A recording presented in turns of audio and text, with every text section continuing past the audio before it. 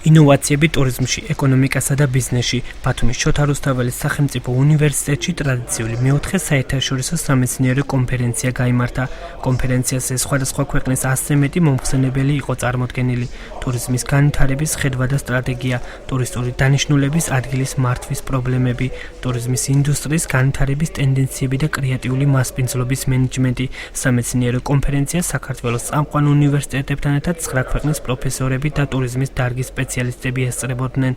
კონფერენცია ტურიზმის ფაკულტეტისა და აჭარის ტურიზმისა და კურორტების დეპარტამენტის მიერ იყო ორგანიზებული. ფორუმი 9 ივნის მუშაობას უკვე ტრაბზონში გააგრძელებს, სადაც დისკუსია გაიმართება და მონაწილეები ახალ ტურისტულ პროდუქტებს გაეცნობიან.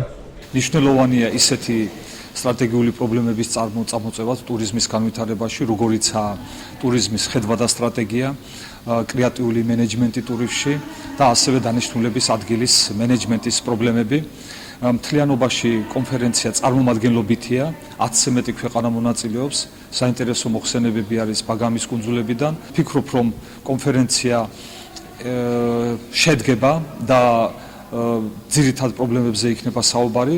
ტურიზმის ინდუსტრიის დღევანდელი გამოწვევები ფაქტიურად ყველა ჩვენთაგანს გვაყენებს პასუხისმგებლობის წინაშე.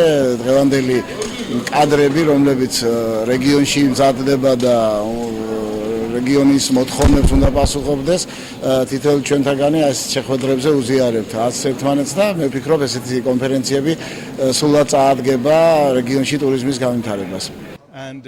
Მუხარული ვარ, რომ ამ კონფერენციას ვესწრები, ძალიან მნიშვნელოვანია ეს კონფერენცია აჭარის რეგიონისთვის. მე მქონდა მოხსენება აჭარის ტურიზმის განვითარების გამოწვევების შესახებ და ჩემი აზრით მთავარი გამოწვევა არის ის, რომ არ არსებობს მგრძელობადიანი გეგმა, თუ როგორ დაიგეგმება ტურიზმი 5-10 წლის განმავლობაში.